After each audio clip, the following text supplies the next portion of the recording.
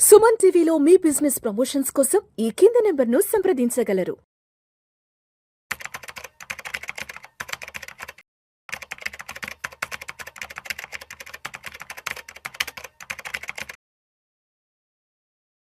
Suman TV ప్రేక్షకులకు స్వాగతం. నేను doctor Anil Kumar Bachchu, certified financial planner. ఇవాళ నాతో పాటు నా fellows financial planner well known Madhavi Reddy గారు కూడా ఉన్నారు. Hi ma'am. సో మ్యామ్, ఒకటి ఏంటంటే మనం ఈ సంవత్సరం ఏం చూస్తున్నాము, లాస్ట్ ఇయర్ ఒక ఛాలెంజ్ ఉండింది, రిటర్న్స్ చాలా తక్కువగా వచ్చాయి మార్కెట్, ఇన్వెస్టర్స్ అందరూ కొంచెం డిసప్పాయింటెడ్ ఉన్నారు. అండ్ పోనీ ఆల్టర్నేట్ ఏంటి, మనకు 2-3 అసెట్ క్లాసులు ఉన్నాయి. బంగారము, వెండి చాలా బాగా పర్ఫామ్ చేసింది. బట్ ఇంపార్టెంట్ ఏంటంటే అది అందనంత ఎత్తుకు ఎదిగిపోయింది. వెదర్ సిల్వర్ కానివ్వండి, అటు బంగారం కూడా 1,35,000, 1,40,000, 24 క్యారెట్లు టచ్ అయింది. సో ప్రతి ఒక్కరూ ఇన్వెస్ట్ చేద్దామంటే అంత అమౌంట్ కానీ లేదు. ఎప్పుడైనా అందులో కొంచెం ఇన్వెస్ట్ చేస్తారు. అండ్ సైమల్టేనియస్లీ ఇంకొక asset class real estate sales ఎలా ఉన్నా ప్రైస్ మాత్రం అందనంత, వెదర్ మీరు ఫుల్ ఫ్లెజ్డ్ ప్లాట్స్ తీసుకోండి, కన్స్ట్రక్షన్ అయిన ప్లాట్లు తగ్గిపోయాయండి, సేల్స్ కూడా ప్రైజెస్ తగ్గట్లేదు. అవును అవును, ఎందుకంటే ప్రైజెస్ పెరగడం వల్ల రియల్ ఎస్టేట్ లో సేల్స్ తగ్గిపోయాయి. ప్రైజెస్ అయితే అస్సలు తగ్గలేదండి, అవి ఆల్మోస్ట్ పెరిగాయి. ఇక ఇక్కడ నుంచి ఎఫోర్డబిలిటీ అనేది లేదు కదండి. ఇప్పుడు అంతా ఎఫోర్డ్ చేయాలి అంటే ఎవరి వల్ల కావట్లేదు, దానివల్ల సేల్స్ కూడా తగ్గాయి. సో రియల్ ఎస్టేట్ లో కూడా కొంచెం యాక్టివిటీ అనేది అప్పుడంత కనిపించట్లేదు. స్పెక్యులేషన్ లేకపోవడం వల్ల అక్కడ కూడా ప్రైజెస్ లేవు. అంటే మనీ ఫ్లో మార్కెట్ లో మీరు అన్నట్టుగా మనీ ఫ్లో అనేది ఎక్కడ వస్తుందండి, ఎక్కడో దగ్గర మనకి మంచి రిటర్న్స్ వస్తాయి. అంటే రియల్ ఎస్టేట్ మెయిన్ అనుకోండి, రియల్ ఎస్టేట్ లో కానీ కొంచెం బాగా ఉన్నట్లయితే మనీ ఫ్లో అనేది జరుగుతుంది. ఆ తర్వాత స్టాక్ మార్కెట్ లో కూడా బాగా డబ్బులు వస్తే మనీ ఫ్లో అనేది, లిక్విడిటీ అనేది బాగా మనకి ఫ్లోటింగ్ అనేది కనిపించేది. కానీ ఇక్కడ కూడా రిటర్న్స్ లేవు.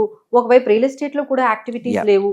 సో బిజినెసెస్ లో కూడా కొంచెం ఈ మనీ ఫ్లో అనేది కొంచెం ఛాలెంజింగ్ గా అయితే మనకి కనిపిస్తుందండి, ఈ ఇయర్ అయితే కనిపిస్తుంది. సో ఈ కన్సిడరేషన్ తీసుకొని ఈ సిచ్యువేషన్ లో ఎవరైతే ఈ సంవత్సరం ఇన్వెస్ట్ చేద్దాం అనుకుంటున్నారో, ఆర్ ఫైనాన్షియల్ గా ప్లాన్ చేసుకుందాం అనుకుంటున్నారో, కొంచెం డబ్బులు జనరేట్ చేసుకొని సెకండ్ ఇన్కమ్ అనుకోండి, ఆర్ ఉన్న వెల్త్ ని పెంచుకోవాలనుకుంటున్నారో, అలాంటప్పుడు అకార్డింగ్ టు యూ ఎలా ప్లాన్ ఎలా చేసుకోవాలి, ఏవి జాగ్రత్తలు తీసుకోవాలి, ఏ సెక్టర్ అలొకేషన్ కానీ, పోర్ట్ఫోలియో ఏమన్నా చేంజెస్ చేసుకోవాలా, ఏమైనా కొత్త స్ట్రాటజీస్ వాడాలా అనేది జస్ట్ మీ వ్యూ ఏంటో ఒకసారి జస్ట్ చెప్తే ఇన్వెస్టర్స్ కూడా వింటారు. అండ్ ఆల్సో కన్సిడరింగ్ మీరు చూసాను కొన్ని, మీరు ఇన్వెస్టర్ అవేర్నెస్ ప్రజెంటేషన్ చేస్తూ ఉన్నారు, ఉమెన్స్ కి ఎడ్యుకేట్ చేస్తున్నారు, ఏది ఇన్వెస్ట్మెంట్స్ ఇంపార్టెంట్ ఎలా, సేవింగ్స్ ఇంపార్టెన్స్ ఏంటి, కొన్ని కంపెనీస్ లో కూడా మాట్లాడుతూ ఉన్నారు. సో ఆ పాయింట్ ఆఫ్ వ్యూ కూడా ఉమెన్ కూడా, బికాస్ లాట్ ఆఫ్ ఉమెన్ ఏంటంటే ఇప్పుడు అందరూ సొంతంగా కూడా వాళ్ళ ఓన్ ఫైనాన్సెస్ సంపాదిస్తున్నారు. సో వాళ్ళు కూడా అవేర్నెస్ పెంచుకుంటున్నారు. బట్ ఏంటంటే they need some more support so in this area. ఈ సిచ్యువేషన్ తీసుకొని మీరు చెప్పండి, వాట్ డు యు థింక్ 2026 లో ఇన్వెస్టర్స్ ఏం చేయాలి అకార్డింగ్ టు యు? అసలు డైరెక్ట్ గా ఇన్వెస్ట్మెంట్స్ కి అయితే ఎవరు వెళ్ళకూడదండి. Before getting into the investment అనే జోన్ కి వెళ్ళక ముందు కొన్ని ప్రిపరేషన్స్ చేసుకోవాలి. డైరెక్ట్ గా మాకేంటి, మన దగ్గర ఉంది ఒక SIP 10,000 పెడదాము, లేదు ఇంకేదో చేద్దాం, this is not the way to start the investment start చేయక ముందు కొన్ని ప్రిపరేషన్స్. దాని ఫస్ట్ ప్రిపరేషన్ ఏంటంటే, ఇప్పుడే మనం అనుకుంటున్నాము 2026 is going to be very challenging. ఎందుకంటే మనీ అనేది, జాబ్స్ అనేవి ఎక్కడికక్కడ అన్సర్టనిటీ అనేది బాగా ఇంక్రీజ్ అయింది. మీరు గ్లోబల్ గా చూసుకుంటే అవన్నీ కూడా మనకి ఎక్కడ పడితే అక్కడ వార్స్ కనిపిస్తున్నాయి, ఇంపాక్ట్ కనిపిస్తుంది, ఫ్లక్చువేషన్స్ ఎక్కువగా కనిపిస్తుంది, వాలటిలిటీ ఎక్కువగా కనిపిస్తుంది. So first you secure your self with some contingency fund. Me job ఒక 2-3 months మీకు ఇబ్బంది పెట్టినా, మీకు శాలరీ రాకపోయినా, ఏదైనా ఎమర్జెన్సీ వచ్చినా సరే, మీ దగ్గర ఒక 3 months 4 months అమౌంట్ రెడీగా ఉందనుకోండి, అప్పుడు మీరు ఇన్వెస్ట్మెంట్కి వెళ్ళండి. అసలు అవి ఏమి పెట్టుకోకుండా డైరెక్ట్ గా ఇన్వెస్ట్మెంట్కి వెళ్తే మళ్ళీ ఆ అమౌంట్ తీసేస్తారు. దే డోంట్ కంటిన్యూ అండి. ఎందుకంటే ఎమర్జెన్సీ రాగానే ముందు మ్యూచువల్ ఫండ్స్ లో నుంచే మేము చాలా మందిని చూస్తున్నాము. ఒక 50,000 అవుతాయండి, లేదు 1,00,000 రూపాయలు అవుతాయి, ఎమర్జెన్సీ రాగానే 50,000 తీసేస్తున్నారు. ఈజీలీ యాక్సెసిబుల్ ఉంది, ఒక క్లిక్ చేస్తే చాలు 2 days లో డబ్బులు తీసేస్తున్నారు. అది ఒక మిస్టేక్ జరుగుతుంది. ఎందుకంటే మీరు ఇలా చేయకపోవడం వల్ల ఒక కంటింజెన్సీ ప్లాన్ అనేది ఒక సేవింగ్స్ అకౌంట్ లోనే, FD లోనో, లేకపోతే మనీ మార్కెట్ మ్యూచువల్ ఫండ్ లోనే కొంచెం ఇలాంటి వాటిలో పెట్టుకోకుండా మీరు సేవింగ్స్ కానీ, మీరు ఇన్వెస్ట్మెంట్స్ కానీ మొదలు పెడితే, మళ్ళీ చాలా మంది ఇలానే ఇన్సూరెన్స్ ప్రీమియంలు కట్టేస్తారండి. 1-2 years బాగానే కడతారు. బట్ ఏంటంటే ఈ ప్లానింగ్ లేకపోవడం వల్ల ఏమవుతుందంటే కంటిన్యూ చేయలేకపోతున్నారు. సో అదొకటి. తర్వాత నెక్స్ట్ ఏంటంటే, చాలా మంది అండి, మీరు చెప్పారు కదా ఈ ఉమెన్ కి సంబంధించి, తర్వాత నేను చాలా సెషన్స్ చూస్తే ఐ వాజ్ సర్ప్రైజ్డ్ అండి. అసలు health insurance only organisation maintain చేస్తున్నారండి. ఆర్గనైజేషన్ నుంచి బయటకు వచ్చేస్తే, లేదు జాబ్ పోతే, లేకపోతే దాన్ని కొన్ని రోజులు మీ జాబ్ ని ఆపితే అసలు మీకు ఏ కవరేజ్ లేదు, zero coverage. Considering hospital expenditure చాలా ఎక్కువ. ఒక చిన్న ఫీవర్ తో అడ్మిట్ అయితే, ఒక డెంగ్యూ ఫీవర్ తో హాస్పిటల్ కి అడ్మిట్ అయితే 2 లక్షల నుంచి 3 లక్షలు బయటకు కాంప్లికేషన్స్ చాలా ఎక్కువ అయ్యాయండి ఇప్పుడు. ఎందుకంటే బికాస్ ఆఫ్ ఫుడ్ కానివ్వండి, the stress what we're taking. ఎందుకంటే now women are balancing home, తర్వాత ఈ ప్రొఫెషన్, 2 జాబ్స్, తర్వాత పిల్లల్ని చూసుకోవడం, ఈ స్ట్రెస్ లెవెల్స్ పెరిగిపోవడం వల్ల వాళ్ళు తొందరగా సిక్ కూడా అయిపోతున్నారండి. We're seeing even at the age of 40s they are having so many complications. But ఈ టైంలో వాళ్ళకి ఒక హెల్త్ ఇన్సూరెన్స్ లేకుండా, ఒక టర్మ్ ఇన్సూరెన్స్ లేకుండా, అసలు ఇన్సూరెన్స్ గురించి, రిస్క్ మేనేజ్మెంట్ గురించి కంప్లీట్ చేయకుండా ఇన్వెస్ట్మెంట్స్కి అయితే ఎవ్వరూ వెళ్ళకండి. ముందు ఈ 2 కంప్లీట్ చేసుకోండి. రిస్క్ మేనేజ్మెంట్ అంటే ఒక హెల్త్ ఇన్సూరెన్స్ ఆర్గనైజేషన్తో కాకుండా మీకు ఒక పర్సనల్గా పెట్టుకోండి. ఆ తర్వాత ఒక టర్మ్ ఇన్సూరెన్స్ కూడా తీసేసుకోండి. ఎర్లీ ఏజ్ లో తీసుకుంటే సార్ 20,000 15,000తో అయిపోతుంది. మీరు ఏం చేస్తున్నారు, by the time they realise 40s అప్పుడు 30,000 40,000 అంటున్నారండి ప్రీమియమ్స్. అనగానే వాళ్ళ వల్ల కావట్లేదు. కాదు, ఇంకొకటి కూడా ఏమవుతుందంటే అప్పటికే వాళ్ళ ఎక్స్పెండిచర్ పెరిగిపోతుంది. అప్పుడు ఏంటి, రిటైర్మెంట్ దగ్గరకు వస్తుంది. అప్పుడు ఏం చేయాలి, 10 పేనో 12 పేలో కొంచెం ప్రీమియం ఇంకా ఎక్కువ పే చేయాల్సి వస్తుంది. So term insurance early 30s లో కానీ లేట్ 20s లో తీసుకుంటే మంచిది. సో ఇలా నేను ఈ మధ్య ఒకటి అంటే కపుల్స్ వచ్చారండి, అందరూ కూడా సీనియర్ సిటిజన్ కపుల్స్. వాళ్ళు ఎవ్వరికి హెల్త్ ఇన్సూరెన్స్ లేదండి. ఉన్న 5 lakhs. మీరు ఈ రోజుల్లో చూడండి, ఒక 60 years దాటిన వాళ్ళకి అసలు 20-30 lakhs లేకుండా అవుతుందా అండి? మోస్ట్ ఆఫ్ ద ట్రీట్మెంట్స్ అవ్వట్లేదు. సో వాళ్ళు ఇప్పుడు రియలైజ్ అయ్యి బయటకు వెళ్తే, మేడం ఇప్పుడు వెళ్ళి హెల్త్ ఇన్సూరెన్స్ అంటే ₹1,00,000 అడుగుతున్నారండి, 80,000 ప్రీమియం అడుగుతున్నారండి. సో ఇలాంటి సిచ్యువేషన్ లో మీరు ఎవ్వరూ రాకుండా ఉండాలి అంటే ప్లీజ్ టేక్ ఇన్వెస్ట్మెంట్స్ కన్నా ముందు ఇవన్నీ కూడా మీరు ఇంపార్టెంట్ అండి. ఆ తర్వాత ఇన్వెస్ట్మెంట్స్కి వచ్చేటప్పటికి కొంచెం నాలెడ్జ్ గెయిన్ చేసుకోండి. అంటే మేము చాలా మందిని చూస్తూ ఉంటాము, ఎవరో మార్కెటింగ్ చేయటమో, లేకపోతే వాళ్ళకి ఏదో వాళ్ళ ఎంప్లాయీస్ చేశారనో, వాళ్ళ ఫ్యామిలీలో ప్రెషర్ కిందనో ఇట్లా డెసిషన్స్ తీసేసుకుంటూ ఉన్నారండి. అంటే ఇప్పుడు మీరు చూస్తున్న ఈ అన్సర్టనిటీస్ కి 1 కోటిన్నర పెట్టి ఇల్లు తీసేసుకోవడము, ఆ ఈఎంఐ బర్డన్ తర్వాత వాళ్ళకి చాలా స్ట్రెస్ఫుల్ అయిపోవడము. సో ఇలాంటి డెసిషన్స్ అన్ని కూడా ఎర్లీ స్టేజెస్ లో తీసేసుకుంటున్నారు. బికాస్ దే డోంట్ నో, ఇలాగే ఉంటుంది లైఫ్ అంతా అనుకుంటున్నారు. But it will not be the same. ఎప్పుడైనా మీకు కొంచెం అమౌంట్ అనేది కొంచెం మనము ఇన్వెస్ట్మెంట్స్ అనేవి కొంచెం చేసుకున్న తర్వాత అప్పుడు మనం ఏదైనా ఇలాంటి మేజర్ డెసిషన్స్, కొంచెం స్టేబుల్ లైఫ్ వచ్చిన తర్వాత మనము ఇల్లు గురించి కానీ, లేకపోతే ఈఎంఐస్ గురించి కానీ, కార్ ఈఎంఐ కానీ ఇవన్నీ మీరు యాడ్ చేసుకోవాలండి. బట్ ఇప్పుడంతా మనం చూస్తున్నాం కదా, అసలు ఇలా స్టార్ట్ చేయగానే ఇన్కమ్ ఇలా మొదలవగానే ఇంటి దగ్గర నుంచి కూడా ప్రెషర్ అండి. ఇల్లు తీసుకో, లేకపోతే కార్ తీసుకో, ఇల్లు తీసుకో. అసలు ఈ టెన్షన్ కి, ఈ ప్రెషర్ కి కూడా కొంతమంది ఇందులోకి వెళ్ళిపోతున్నారండి. So this we wanted to tell them, please don't pressurize them అండి.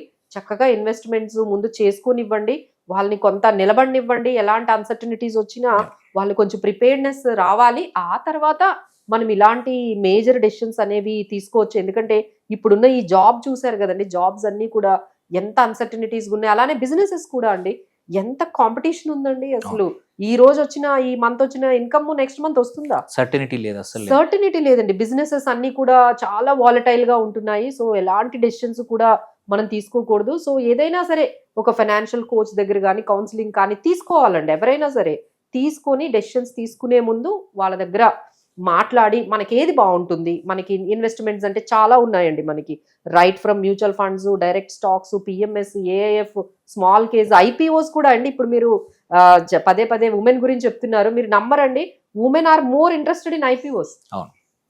ఎన్ని ఎంక్వైరీస్ అంటే, మేడం ఏదైనా మంచి ఐపీఓ చెప్పండి. ఎందుకంటే 15-20 వేలే కదండి.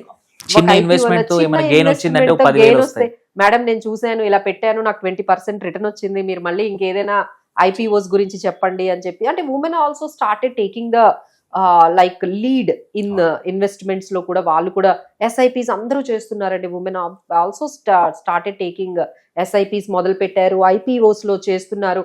బట్ ఇవి నేనైతే ఏవైతే చెప్పానో ఈ గ్యాప్స్ కొన్ని వదిలిపెట్టేస్తున్నారు.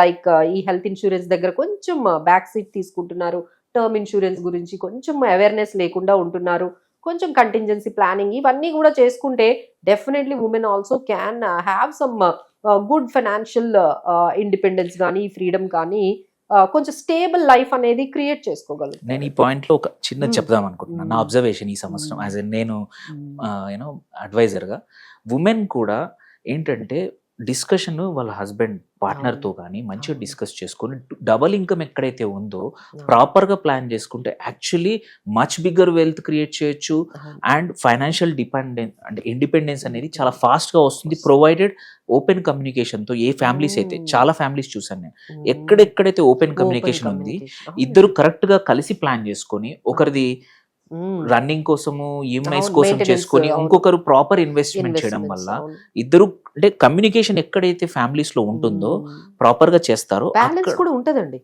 పక్క బ్యాలెన్స్ ఉంటుంది. సో దేర్ బై యాక్చువల్లీ వాళ్ళ ఇన్వెస్ట్మెంట్స్ సైజ్ పెరుగుతుంది. అవును, అంతా ఒకే రకంగా ఆలోచించడం వల్ల మీరు అన్న ఎమర్జెన్సీ సేవింగ్స్ కరెక్ట్ ఉంటాయి, అటు హెల్త్ ఉంటుంది, సైమల్టేనియస్లీ ఇన్వెస్ట్మెంట్ సైజ్ పెరుగుతుంది. ఎక్కడైతే కమ్యూనికేషన్ ఉండదో ఫ్యామిలీస్ లో, so yes independence is important but at the same time communication is equally important. Successful families, happy families నేను చూసింది ఏంటంటే ఇన్వెస్ట్మెంట్ డిసిషన్స్ అన్ని కూడా కలిసి తీసుకుంటారు. హస్బెండ్ వైఫ్ కూర్చుంటారు, ఓకే నీ దగ్గర ఇంత ఉంది, నా దగ్గర ఇంత ఉంది, నీవు ఒక 30,000 SIP చేస్తున్నాను, నేను 30,000 చేస్తున్నాను, ఈ EMI నేను కడుతున్నాను, ఈ ఏంటిది నువ్వు కడుతున్నావు, మన ఇద్దరి దగ్గర ఇంత మిగిలింది, ఫీజు నేను కడుతున్నాను, దీనికి నువ్వు. అవును, అలా చేసుకునే వాళ్ళంతా బానే ఉన్నారండి. బట్ మనకి జనరల్ గా ఎట్లా జరుగుతుందంటే ఈమె ఉమెన్ ఏం చేస్తారు అంటే మొత్తం ఆమె ఒక 20% అండి ఏదైనా ఇన్కమ్ ఉంటే ఆ 20% తను తీసేసుకొని మిగతాదంతా హస్బెండ్ కి ఇచ్చేస్తారు. బట్ అక్కడ కూడా హస్బెండ్స్ వైఫ్ నుంచి కూడా కమ్యూనికేషన్ కాదు. That's what I'm saying. ఏ ఫ్యామిలీలో అయితే హస్బెండ్ వైఫ్ ఇద్దరు కమ్యూనికేషన్ చేసుకొని ప్రాపర్ గా ఫైనాన్షియల్ ప్లాన్ చేసుకుంటే ఎస్ అందరికి ఖర్చులు ఉంటాయి, దానికోసం సపరేట్ ఒక బడ్జెట్ పెట్టుకుని 10% 20% రెస్ట్ ఆఫ్ ఇట్ కలిసి చేసిన ఫ్యామిలీస్ ఇది ఇద్దరికి పనికి వస్తుంది. అటు హస్బెండ్స్ కూడా వైఫ్ కూడా. ఏంటంటే కమ్యూనికేషన్ ఈజ్ మోస్ట్ ఇంపార్టెంట్ అండి. ఎందుకంటే హస్బెండ్ ఏమేమి ఇన్వెస్ట్మెంట్స్ చేస్తున్నారు, ఎక్కడ ఇన్వెస్ట్మెంట్స్ చేస్తున్నారు, ఏ పాలసీస్ ఆయన తీసుకున్నారు, ITR ఫైలింగ్ ఏం చేస్తున్నారు, ఏ ప్రాపర్టీస్ కొన్నారు, అవన్నీ కూడా తను కూడా కొంచెం టైం తీసుకొని ఆ డాక్యుమెంట్స్ అన్ని కూడా తను కూడా వెరిఫై చేసుకొని తను కూడా ఆ యాప్స్ ఏంటి, ఇప్పుడు అంతా కూడా డిజిటలైజ్ అయిపోయిందండి, డాక్యుమెంటేషన్ ఏం లేదు, every investment is in the apps. అసలు తను ఏం యాప్స్ యూజ్ చేస్తున్నారు, దాని లాగిన్ ఐడీలు ఏంటి, పాస్వర్డ్స్ ఏంటి, దాన్ని ఎలా ఆపరేట్ చేయాలి, అవన్నీ కూడా చాలా ఈజీ అండి. ఎందుకంటే మనం అంతా డిజిటలైజ్ లో ఉన్నాం కాబట్టి ఏమీ కష్టం ఉండదండి. It is very easy, it is only matter of your interest. One example చెప్తాను. ఒక కేసు, హస్బెండ్ వైఫ్ మధ్యలో కమ్యూనికేషన్ లేకపోతే ఎలా ఉంటుంది. ఒక కేసు చూశాను. Wife is getting sick always. ఎందుకంటే ఫ్యూచర్ కోసం ఇద్దరు అమ్మాయిలు ఉన్నారు, రేపు వాళ్ళిద్దరు కాలేజీలోకి వచ్చారు, ఇప్పుడు ఇంజనీరింగ్ ఒకరు మెడిసిన్ ఒకరు చదువుతున్నారు, ఎలా ఎలా ఎలా అని ఆవిడ మాటికి టెన్షన్ పడతా ఉంది, మాటికి సిక్ అవుతాం. ఇటువైపు హస్బెండ్ అంటే ధైర్యంగా ఉన్నాడు, ఎందుకంటే ఆయన ఇన్వెస్ట్మెంట్ చేశాడు, but he doesn't share that with her. తీరా నేను ఇద్దరిని కూర్చుండబెట్టి ఆయన విషయాలన్నీ నాకు తెలుసు కాబట్టి, సార్ మీరు ఇలా కాదు, కమ్యూనికేషన్ చేయండి, మేడం విల్ బి హ్యాపీ, అందరినీ కూర్చుండబెట్టి తీరా వాళ్ళ ఇన్వెస్ట్మెంట్స్ ఎంత ఉన్నాయో చెప్పాక మీరు నమ్మరు, అంతకుముందు 4 సార్లు అడ్మిట్ అయిన ఆవిడ ఇప్పుడు తగ్గి ఈ సంవత్సరం ఏమీ లేదు, జీరో. దట్ ఈస్ వాట్ అండి. నేను ఈ 2026 లో రెజల్యూషన్ ఏంటంటే ప్రతి కపుల్ ఒక ఫైనాన్షియల్ అడ్వైజర్ దగ్గరకు, ఫైనాన్షియల్ కోచ్, లేకపోతే మీరు ఏదన్నా అనుకోండి, వచ్చి కూర్చోండి కౌన్సిలింగ్ లో. అంతే, ఇద్దరు కూర్చుంటే అన్ని విషయాలు మాట్లాడుకుంటే ఎంత క్లియర్ గా ఉంటుందండి. ఎంత మనం అప్పుడే ఏమైనా మిస్టేక్స్ ఉంటే అక్కడే కరెక్ట్ చేసేసుకోవచ్చు. క్లియర్ కమ్యూనికేషన్ అవుతుంది. మన గోల్స్ ఏంటో మనకు తెలుసు, మనకున్న ఇన్కమ్ ఏదో మనకు తెలుసు, ఎక్స్పెండిచర్ ఏదో తెలుసు. అసలు మీకు ఎంత ప్రశాంతంగా అనిపిస్తుందండి. ఎక్కడ కమ్యూనికేషన్ లేదు అక్కడ అనవసరమైన భయాలు మొదలు. ఇప్పుడు మన దగ్గర ఇంత ఆస్తి ఉంది, నువ్వు భయపడాల్సిన అవసరం లేదు హస్బెండ్ గానీ, నా దగ్గర ఇంత సేవింగ్స్ ఉన్నాయి, మీరు భయపడకండి అని చెప్తే వాళ్ళకి ఆ పిక్చర్ అంతా తెలిసిపోతుంది. ఎందుకంటే మా దగ్గరకు వచ్చారంటే అసెట్స్ అన్ని రాసేస్తాము, లైబిలిటీస్ అన్ని రాస్తాము, ఓకే మనకి ఇన్ని అప్పులు ఉన్నాయా, ఇన్ని ఆస్తులు ఉన్నాయా, ఇంత ఇన్కమ్ వస్తుందా, దాన్ని ఎక్కడ ఖర్చు పెడుతున్నాము, మనకి ఇన్ని గోల్స్ ఉన్నాయి. మేము ఎప్పుడైతే చెప్తామో మేడం అంత ఇబ్బంది పడడానికి లేదు, మీరు 50,000 60,000 సేవింగ్ చేస్తే మీరు ఈ గోల్స్ అన్ని రీచ్ అవుతారు, భయపడకండి అంటే they feel very comfortable about and they will get confidence. అబ్బా నిజమే, మనం భయపడాల్సిన అవసరం లేదు, పిక్చర్ ఓపెన్ గా అంతా తెలిసిందంటే సరిపోతుంది. సో అందుకే ఈ ఇయర్ హోప్ఫుల్లీ అంటే మీ దాంట్లో చెప్పడం అందరికి కూడా చెప్పేది ఏంటంటే కమ్యూనికేషన్ ఇన్ ద ఫ్యామిలీ ఇద్దరు, ఎందుకంటే లేకపోతే సేమ్ ఇన్వెస్ట్మెంట్స్ డూప్లికేట్ అవుతాయి. కొన్నిసార్లు తెలియకుండా మనం ఒక్కరమే డిసిషన్ మేకింగ్ వల్ల రాంగ్ ఇన్వెస్ట్మెంట్ చేస్తాం, రాంగ్ ప్లాట్ కొంటాం, రాంగ్ రియల్ ఎస్టేట్ కొంటాం, ఆ రాంగ్ స్టాక్ కొనొచ్చు, ఆర్ క్రిప్టోకి వెళ్ళొచ్చు. దెర్ వాజ్ ఎ కేస్, ఇంకో కేసు ఉండింది, హస్బెండ్ దగ్గర డబ్బులు ఉన్నాయని ఆవిడ చాలా హ్యాపీగా ఉండింది. But one fine day next day morning phone చేసింది, ఎర్లీ మార్నింగ్ 6 o'clock. సార్ మా ఆయనతో ఒకసారి మాట్లాడండి అని ఏడుస్తా ఉన్నాడు రాత్రంతా. తీరా ఇష్యూ ఏంటంటే ఆయన ఎవరికి చెప్పకుండా క్రిప్టోలో ₹1,00,00,000 పెట్టాడు. రాత్రికి రాత్రి 60 లక్షలు పోయాయి. ట్రేడింగ్ కాదు, ఆ పేరు లేని కాయిన్స్ లో పెట్టాడు. పేరు లేని ఈ సో నాకు ఫోన్ చేశారనమాట. ఫోన్ చేస్తే నేను మాట్లాడి ఎక్స్ప్లెయిన్ చేసి పోయింది మన చేతిలో లేదు. ఎందుకంటే చాలా మటుకు 2 తెలుగు రాష్ట్రాల్లో పెద్ద ప్రాబ్లం ఏంటంటే పేరు లేని కాయిన్స్ ఆశకు అంటే ఫ్రెండ్స్ పెట్టారని, పక్కన వాళ్ళు పెట్టారని, నేను కూడా పెట్టాలని అట్లా లక్షలు పొడగొట్టుకుంటున్నారు. సో కమ్యూనికేషన్ లేకపోతే ఇట్లాంటి ఇష్యూస్ వస్తాయి. So communication is very important. కలిసి decision making is very important. Husband wife కానీ ఫ్యామిలీ కానీ దేర్ బై ఏంటంటే ఇట్లాంటి టఫ్ ఇయర్ లో మీరు చెప్పిన సిచ్యువేషన్ లో కూడా దే క్యాన్ సేల్ త్రూ. ఎందుకంటే అండి లైఫ్ లో అన్సర్టనిటీస్ అనేవి కామన్. మన ఇన్కమ్ ఇలానే ఉంటుంది, మన లైఫ్ ఇలానే స్మూత్ గా ఉంటుంది అని ఎవ్వరు అనుకోకూడదండి. Don't relax. Life can give you a challenge at any point of time. అది హెల్త్ పరంగా కానీ, జాబ్ పరంగా కానీ, బిజినెస్ పరంగా కానీ, ఎక్కడో దగ్గర ఇప్పుడు ఆయన చెప్పినట్టుగా సడన్ గా డబ్బులు పోగొట్టుకోవడం కానీ, ఏదైనా మనకు ఛాలెంజ్ అనేది వస్తుందండి. మన ఫైనాన్షియల్ గా స్ట్రాంగ్ గా మనం పెట్టేసుకుంటే ఇలాంటివి ఎన్ని మీకు అన్సర్టనిటీస్ వచ్చినా ఇద్దరూ కలిసి క్లియర్ గా దాన్ని మనము అంటే సక్సెస్ఫుల్ గా దాన్ని కంప్లీట్ చేసుకొని మన గోల్స్ ఏవైతే ఉంటే వాటికి రీచ్ అవ్వగలవండి. ఎప్పుడైతే ఈ ఫైనాన్షియల్ స్టెబిలిటీ లేదో చిన్న ఇష్యూకి కూడా మొత్తం కొలాప్స్ అయిపోతుందండి. పెద్ద ఇష్యూ అక్కర్లేదు, చిన్న ప్రాబ్లం వచ్చినా మొత్తం కొలాప్స్ అయిపోతుందండి.